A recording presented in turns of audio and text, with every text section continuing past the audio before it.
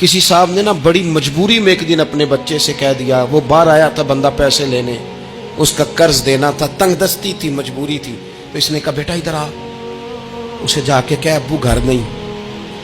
آپ نے ایک دفعہ کہا، پھر آپ ساری زندگی روئیں گے کہ پتر میرے ساتھ تو سچ بولا کرنا، لیکن وہ نہیں بولے گا۔ یہ جھوٹ اتنی بڑی مصیبت ہے۔ عورت اپنے شوہر سے کہتی ہے پیسے تھوڑے دے دیا کر، جوڑے ایک میں گزارا کر لوں گی، میرے ساتھ سچ تو بولنا، وہ سچ تو بول۔ تو اگر لاہور جاتا ہے تو مجھے لاہور کا ہی بتا کے جا، میرا رشتہ پیسوں سے نہیں اعتماد سے جڑا ہے۔ ماں کہتی ہے ماں بیٹے سے، پتر سچی بات تھوڑی کر لیا کر، سچی کیا کر۔ سچ ختم ہو گیا۔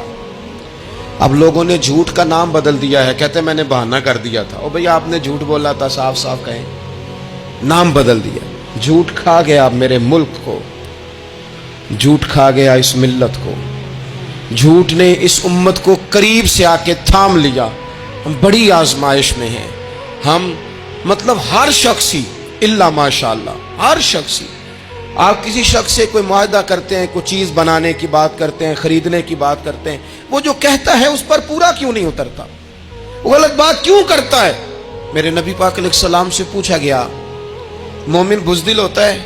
حضور نے فرمایا ہو جاتا ہے، کبھی یہ غلطی آ جاتی ہے۔ حضور مومن کنجوس ہوتا ہے؟ فرمایا کبھی ہو جاتا ہے۔ یا رسول اللہ مومن جھوٹا بھی ہوتا ہے؟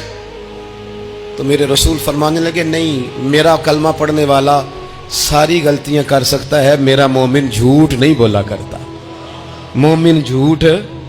ابو سفیان کو کیسر روم نے، ہرقل نے اپنے دربار میں کھڑا کر کے کہا ابو سفیان ابھی کلمہ نہیں پڑھتے تھے، تمہارا کوئی رشتہ ہے نبی پاک سے جنہوں نے مجھے بھی خط لکھا ہے کہ مسلمان ہو جاؤ؟ کہنے لگے ہاں میں چچا ہوں رشتے میں۔ کہا وہ کیسے ہیں پیغمبر؟ تو ابو سفیان کہتے ہیں چونکہ میں مخالف تھا، میں نے وہ ساری باتیں کی جو ہم ان کے خلاف کرتے تھے۔ اس نے آخری بات پوچھی، اس نے کہا ابو سفیان یہ بتا کہ وہ جنہوں نے اعلان نبوت کیا ہے کیا کبھی انہوں نے جھوٹ بھی بولا ہے؟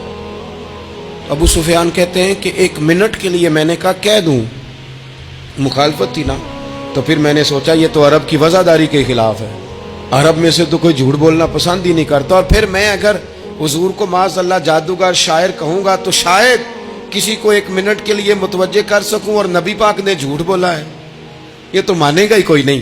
کہتے ہیں بادشاہ نے پھر زور دے کے کہا سردار بتاتے کیوں نہیں، کیا کبھی انہوں نے جھوٹ بھی بولا ہے؟